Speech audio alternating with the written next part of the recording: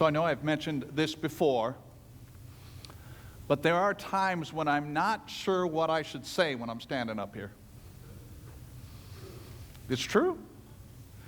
And during those times, I usually go to my best source of wisdom, my wife. My wife. This is the fourth time I've said it, fifth time I've said it today. I'm pretty sure one of those got recorded, so I can prove that I said it in public, okay?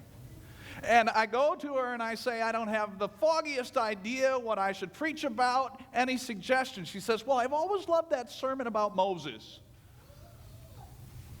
I preached one time on Moses. She goes, of course, then there's always Jesus. You can tell by the title on the screen that finally, after 21 years of marriage, I'm going to take my wife's advice. Actually, I am going to talk about Jesus, but not because she told me to. I want to talk about Jesus today because, well, I know that you were looking for a practical, uplifting, easy listening, and yet short message. And then your thoughts after hearing that I'm going to talk about Jesus are this: I already know about him. But here's the deal, the catch. I am rediscovering a Jesus I don't think many people know. And in fact, they don't want to know this kind of Jesus. Because he says some difficult things, controversial things, confrontational things, unbelievable things. As I was driving in this morning, I was thinking to myself, I wonder what it would be like if Jesus had a Twitter account. Would he be blowing the phones up across the United States and the world with his tweets? Did you hear what he tweeted today? If you don't remember, here's what he did. This is what he said. I'll start with the unbelievable. John 14:14. If you ask me anything, I will do it. Really? That's unbelievable because you and I both know it's not true from firsthand experience. He doesn't always give us what we want. And we're the good people. And then you go to verse 12, and he says something like this, that you and we're going to do works like Jesus, even greater works than Jesus. Oh yeah, when was the last time you healed a blind man? When was the last time you raised one of your dead relatives? Or better yet, when was the last time you turned water into wine? Yeah, that's what I thought. More lies. You haven't done these great works.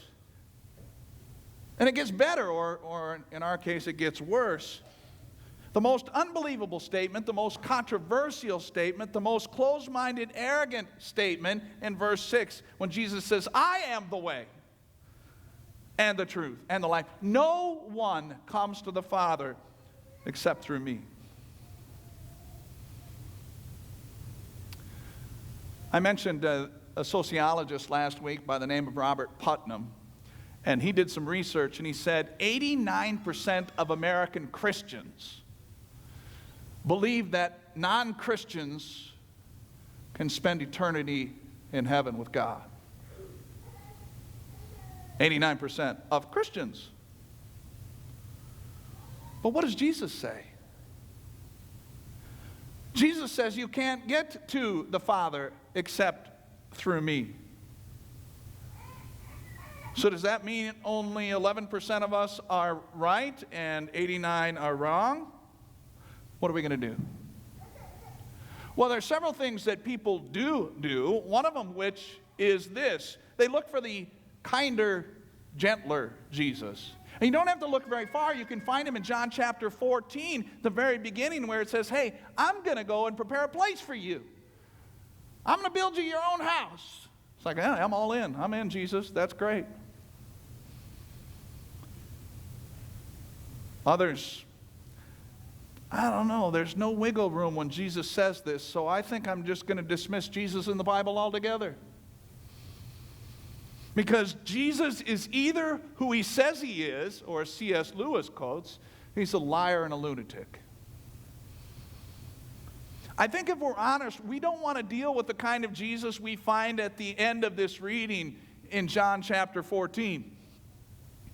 Less knowledge would be better. Ignorance would be bliss. You could avoid all sorts of confrontation by avoiding those passages. In other words, we want to create our own personal Jesus. We want him to be who we want him to be.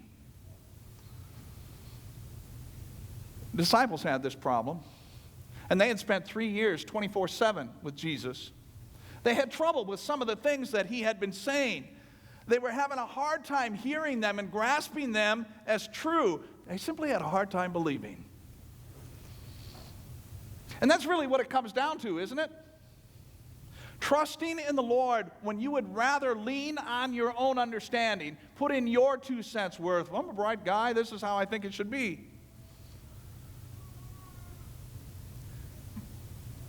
And yet we need to trust like a child trusts his or her mom.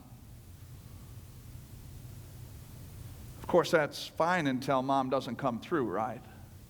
Or we get smarter than mom or dad. The deal is we don't ever get smarter than God. But hopefully we'll be smart enough and trust enough to see the big picture and understand the words of Jesus in their context. Especially John chapter 14 when he says, I'm the way and the truth and the life, and no one can get to God except through me. This isn't closed-minded. This isn't arrogant. This is really the gospel. No other world religion, none, zero, zilch, zot, nothing, none of them, gives away salvation for free. Only Christianity. And Jesus is trying to simplify it, dumb it down for the disciples and say, it's not complicated, boys. It's about me. I'm the answer. It's Jesus. It's all you need. Speaking of answers, he does give us what we ask for when it's in line with his will. And oftentimes he gives us far more than we could ever ask for or imagine. Other times he doesn't give because we simply don't need it. Regardless, all of these sayings of Jesus have a context. The context is love and mercy, grace and peace, forgiveness and joy and life. And you can't necessarily explain it or prove it, but you can experience it and share it. That's the whole point that Peter has in his letter. When he says, once you weren't a people, but now you're a people. Once you hadn't received mercy, now you have, so that you might declare God's excellencies. That's a fancy word for a lot of fancy stuff God does. But we trust and believe in those excellencies. So, yep, this sermon is about Jesus. But I hope it's not just the sermon. I hope it's your life. Even if you do know the story. Thanks be to God who has given us this incredible gift, Jesus. Amen.